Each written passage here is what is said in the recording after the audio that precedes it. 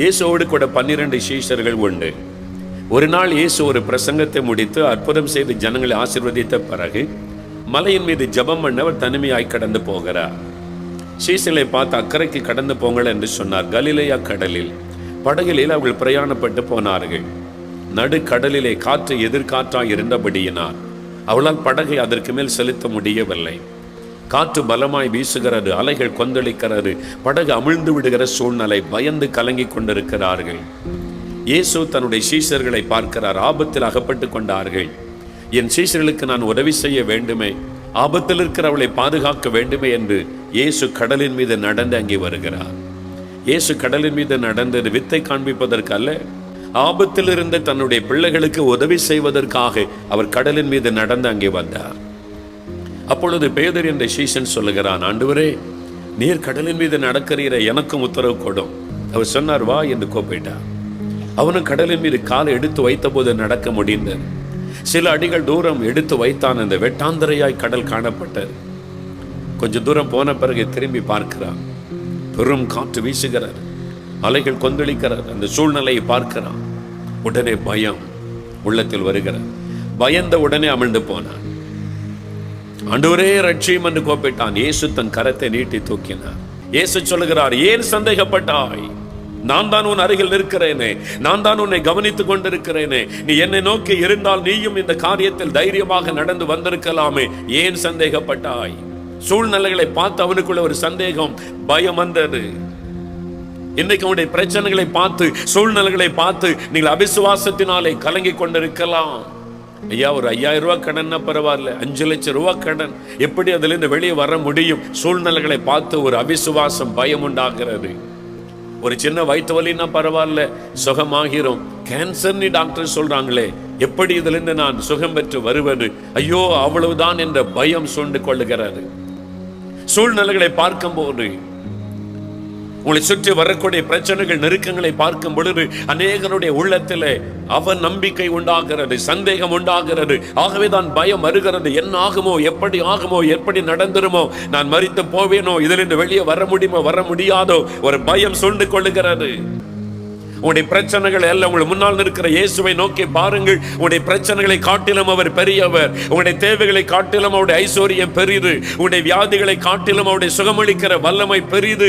அவரால் உங்களை குணமாக்க முடியும். அவரால் உங்கள் தேவைகளை சந்திக்க முடியும். அவரால் உங்களுக்கு அற்புதம் செய்ய முடியும். அவரால் உங்களுடைய பிரச்சனைகளை மாற்றி அமைக்க முடியும். அவருடைய வல்லமையை விசுவாசியுங்கள். என் 14 வயசுல ஹார்ட் என்லார்ஜ்மென்ட், இருதயம் வீங்கிவிட்டது. என்னுடைய வலது கால் பாதிக்கப்பட்டு செயலற்று போய்விட்டது. சென்னையில் பாடியில் தான் நாங்கள் இருந்தோம் 10 வருஷம். 68ஆம் வருஷம் முதல் 78ஆம் வருஷம் வரைக்கும் பாடியில் தான் நாங்கள் இருந்தோம். என்னுடைய தகப்பனார் இங்கே வியாபாரம் செய்து கொண்டிருந்தபடியால் குடும்பமாக இங்கே இருந்தோம். வெள்ளிவாக்கம் சிங்காரம்பிள்ளை ஸ்கூலில் தான் நான் படித்து கொண்டிருந்தேன். அப்போ தான் என் சரீரம் பாதிக்கப்பட்டது. அப்போ கிறிஸ்தவங்கனாலே எனக்கு பிடிக்காது. அந்த சமயத்தில் யாராவது இயேசு பற்றி சொன்னா அவ்வளவுதான் வந்திருக்கோம். கேவலமா பேசி அனுப்பிடுவேன். இயேசுனாலே எனக்கு பிடிக்காது.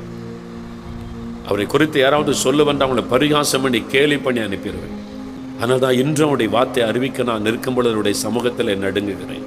எனக்கு என்ன தகுதி ஆண்டவரே? உண்மை கேவலமா பேசினேனே, உங்களுடைய வசனத்தை எடுத்து உண்மை குறித்து பேச எனக்கு என்ன தகுதி இருக்கு? உண்மை அவமானமா நான் பேசினவன், கேவலமா பேசினவன், மேடையில் சொல்லக்கூடாத அளவு இயேசுவை குறித்து கீழ்த்தரமா பரிகாசமா பேசின பாவி, துரோகினா. இந்த இளம் வாலிப வயதில் வியாதிப்பட்டு நான் படுக்கையில் ஆகிவிட்டேன். என் பெற்றோர் எத்தனையோ டாக்டர் இடத்துல கொண்டு போனார்கள். பல டாக்டர்கள், பல மாத்திரை மருந்துகள், ஆயிரக்கணக்கான பணத்தை செலவு பண்ணினான். சுகம் உண்டாகவில்லை. எலும்பும் தோலுமாகி மரண படுக்கை. அயனாவரத்தில் எங்களுடைய சொந்தக்காரங்க கடை வச்சிருந்தாங்க. அவங்க சொல்லி அனுப்பினாங்க, ஒரு டாக்டர் வெளிநாட்டில் படிச்சுட்டு வந்திருக்கிறார், ஸ்பெஷலிஸ்ட், அவர்கிட்ட கொண்டு வந்தா காமிக்கலான்னு சொல்லி எங்கள் அப்பா அம்மா என்னை தூக்கிட்டு போனாங்க. என் காலை ஊன்ற முடியாது, வலது கால் முற்றிலும் செயலற்று போய்விட்டது. இந்த அயனாவரத்தில் இந்த டாக்டர் இடத்துல என் பெற்றோர் கொண்டு போனார்கள். அந்த டாக்டர் ரொம்ப அன்பாக அவரோடு சேர்ந்த பல டாக்டர்கள் என்னை பரிசோதித்தான். பல மணி நேரம் தலை முதல் கால் வர எல்லாம் பரிசோதித்து ஆலோசனை பண்ணிட்டு கடைசியில் வந்து சொன்னாங்க, என் பெற்றோரை கூப்பிட்டு, உங்களுடைய மகனுடைய இருதயம் முற்றிலும் டேமேஜ் ஆகிவிட்டது, அவளை நான் ஒன்று செய்ய முடியாது. இனிமேல் மருத்துவத்தால் உங்களுடைய மகனை குணமாக்க வழியே இல்லை, அவ்வளவுதான் என்று சொல்லிவிட்டார். என் குடும்பமே பயந்து கொண்டிருந்தது, எப்போ மரணம் வரும், எப்போ மரணம் சம்பவிக்கும், ஒரு வாலிபனுடைய மரணம் இந்த வீட்டில் நடக்கப் போகிறது என்று ஒரு பயம், அந்த வியாதியினால் உண்டான வேதனை. தெய்வத்தை எல்லாம் நோக்கி கூப்பிட்டார்கள். யார் என்ன சொன்னாலும் அதுக்கு பொருத்தனை பண்ணிடுவாங்க, எப்படியாவது மகன் பிழைக்கட்டும் என்று. ஒருவர் எனக்கு உதவி செய்யவில்லை. அப்போதான் இயேசு என்னை தேடி வந்தார். நாங்கள் இயேசுவை தேடி போகலை, எங்கள் அப்பா அம்மா யாரையும் அழைத்து கொண்டு வரல ஜெபம் பண்ணுவதற்கு, என்னை எங்கேயும் இந்த கூட்டத்துக்கு கொண்டு போகலை, யாரும் எங்களுக்கு தெரியாது. ஆனால் லூகாஸ் டிவிஎஸ் கம்பெனியில் பிரேக்ஸ் இந்தியாவில் வேலை செய்த ஒரு சகோதரர், சாமுவேல் என்கிற பெயருடையவர், என்னுடைய வியாபாரத்திலே பழகினவர், கடைக்கு ஜாமான் வாங்க வருவார், அதில் ரொம்ப பழக்கம், குடும்பமாய் பழகிட்டார். நான் வியாதிப்பட்டு மரணப்பட்டிருப்பதை கேள்விப்பட்டு விசாரித்து விட்டு போக வீட்டுக்கு வந்தார். என் தாயார் அவரை பார்த்து கண்ணீரோடு சொன்னார்கள், என் மகனை எல்லாரும் கைவிட்டுட்டாங்க, மருத்துவம் கைவிட்டு விட்டது, என்னுடைய நம்பிக்கையெல்லாம் போய்விட்டது, என் மகனுக்காக நீ ஜெபம் பண்ணுவியா, இயேசுவை நோக்கி நீ ஜெபம் பண்ணுவாயா என்று என் தாயார் கேட்டார்கள். அவங்க கிறிஸ்தவங்க இல்லை, ஆனா இயேசுவை குறித்து அவங்க அறிந்திருந்த ஒரு காரியம், ஜெபித்தால் இயேசு அற்புதம் செய்வார். ஒரு சின்ன விசுவாசம், கடுகளவு விசுவாசத்தோட ஜெபித்தாலும் அற்புதங்கள் நடக்கும் என்று இயேசு சொல்லி இருக்கிறாரே, ஒரு சின்ன விசுவாசம். என் தாயார் சொன்னார்கள். உடனே அவர் சொன்னார், நான் ஜெபம் பண்ணுகிறேன். என் படுக்கையின் அருகிலே முழங்கால் படியிட்டார். எல்லாரும் பயபக்தியா நிற்கிறாங்க, என் குடும்ப பெற்றோர், என் உடன் பிறந்தவங்க 3 பேர். நான் மாத்திரம் கண்ணை திறந்து அவரை பார்த்து கொண்டார். அப்போ கூட இயேசுவை நான் நம்பவில்லை, இயேசுவை நோக்கி கூப்பிடவும் இல்லை. அவர் என்ன ஜெபம் பண்ணுகிறார் என்று கவனித்துக் கொண்டிருந்தேன். ஆவியிலே நிரம்பி அவர் பாரத்தோடு ஜெபித்துக் கொண்டிருந்தார். ஜெபித்துக் கொண்டிருக்கும் பொழுது என் அறைக்குள் ஒரு தேவனுடைய வல்லமை இறங்குவதை என்னால் உணர முடிந்தது. அந்த வல்லமை தொட ஆரம்பித்த உடனே தெய்வீக பயம் எனக்குள்ளே உண்டாயிற்று. என் கண்களில் கண்ணீர் வடி ஆரம்பித்தது. அவர் சொன்னார், இயேசுவே தொடும் என்றவர் ஜெபம் பண்ணினார். அவர் என்னை தொடவில்லை, என் மேல கை வைக்கவில்லை. அவர் கரம் உயர்த்தி ஜெபித்துக் கொண்டிருந்தார். ஒரு கரம் என்னை தொடுவதை நான் உணர்ந்தேன். இயேசுவின் கரம் என்னை தொட்டது. I experienced the touch of Jesus. அவர் என்னை தொட்டதை என் சரீரத்தில் உணர்ந்தேன். அந்த கரம் என்னை தொட்டவுடன் மின்சாரத்தை போல ஒரு வல்லமை என் வலது காலின் வழியாக பாய்ந்தது. அடுத்த நிமிஷம் என் கால் செயல்பட ஆரம்பித்து விட்டது. நானாகவே படுக்கையில எழுந்து அமர்ந்து விட்டேன். எனக்கு ஒரு ஆச்சரியம், என்ன நடக்கிறது எனக்கு? அவர் ஜெபம் பண்ணி முடித்தார். நான் கையை ஊன்றி எழும்பி மெதுவாக காலை எடுத்து வைத்து நடக்க ஆரம்பித்தேன். என் வலது காலுக்கும் இடது காலுக்கும் சின்ன வித்தியாசம் கூட இல்லாதபடி இயேசு என்னை குணமாக்கி இருந்தார். 2 அற்புதம். வீங்கி இருந்த என் இருதயம் அப்படியே நார்மலாய் மாறிவிட்டது. ஒரு புது இருதயத்தை இயேசு கொடுத்தார். இன்னைக்கு 2 கால் உள்ளவனாய் உங்கள் மத்தியில் நான் நிற்பதற்கு காரணம், நான் பிரசங்கிக்கிற இயேசு இந்த உயிரோடு இருக்கிறார். நான் பிரசங்கிக்கிற இயேசு இன்றும் அற்புதம் செய்கிறார்.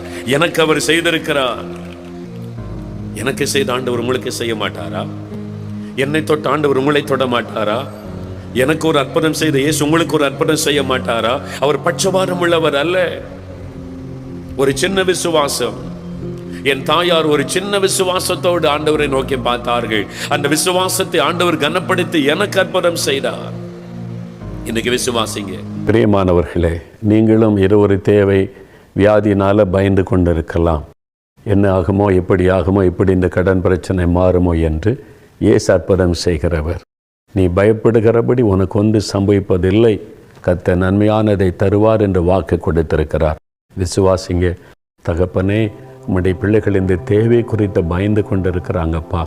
இந்த கடன் பிரச்சனை குறித்து பயந்து கொண்டிருக்கிறாங்க. இந்த வியாதி குறித்து பயந்து கொண்டிருக்கிறாங்க. எல்லா பயத்தையும் சிலுவையில் நீர் ஜெயித்தீரே. இந்த பயத்தை கொண்டு வருகிற ஆவிகளை மேற்கொண்டு அவனுடைய கிரியைகளை அழித்து நீர் ஜெயம் எடுத்தீரே. உம்முடைய பிள்ளைகளுக்கு ஜெயம் கொடுக்கிற தேவன் அல்லவா? இதோ இந்த சகோதரனை தொடும், இந்த சகோதரியை தொடும். அவருடைய உள்ளத்தில் அந்த பயங்கள் விலகட்டும். அவளை பயப்படுத்துகிற காரியத்தில் ஒரு அற்புதம் நடக்க வேண்டும் என்று ஜெபிக்கிறேன். பண தேவைகளை கர்த்தர் சந்தியும்.